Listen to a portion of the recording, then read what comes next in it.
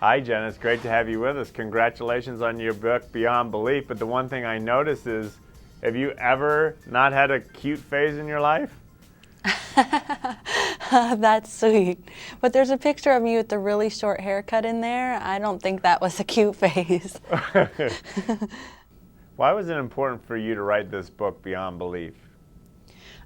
Because I wanted to raise awareness of what really goes on in the Church of Scientology, that it's not some sort of benign self-help religion. It's actually a very destructive and abusive organization. Well, part of the symbolic meaning of this book is that you're related to a person of quite significance in the church right now. Right, yes. My uncle is the leader of the Church of Scientology. What is it about, let's just go to the very basic realms. If you were to tell me what Scientology is, how would you define it? Well, Scientology sort of originated as a self-help organization and then eventually became a religion. But they basically believe that we are all spirits who live lifetime after lifetime, and we're called Thetans. You know, they don't have a god, they don't really worship anything. I know it's in the book and I read it. It's very moving what you've shared, but with our audience that hasn't yet read the book, you talk about the control, you talk about the abuse. Just share with our audience why for you it was so difficult. I mean, you moved all the way to Australia. Right, yes. Yes, I mean, it's just so hard, you know. In Scientology, they have these slogans like, think for yourself, or what is true for you. And it's such at odds with what Scientology really is. I mean, if you don't believe their doctrine, you know, they teach you that you have a misunderstood word or that you've done something bad. You know, it's sort of their way or the highway. You know, there isn't room for individual thought, you know, or disagreement.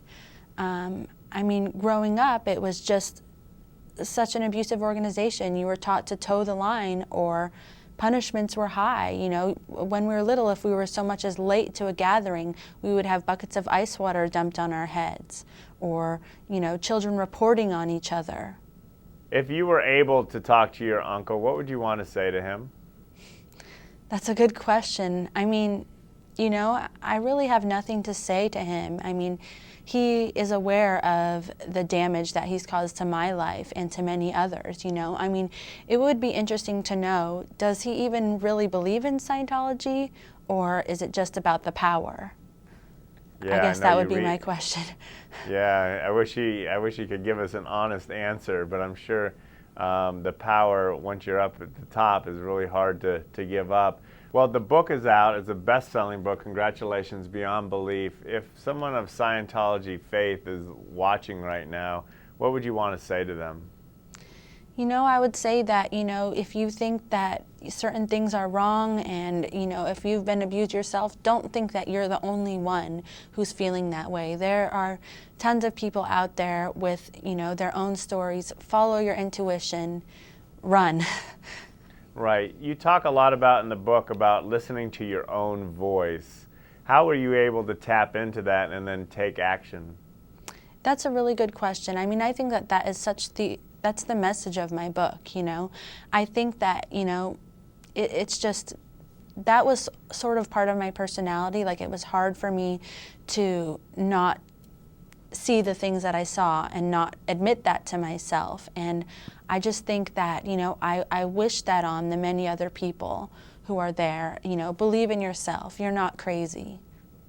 Well, we're glad you believe in yourself. Not only are you a great mom, a great example, but now a best-selling author. This is a book for everyone to read to get not only a better understanding, like you say, of Scientology, but of ourselves. Thanks for being so revealing in this book. Thank you. Thank you very much. I appreciate that.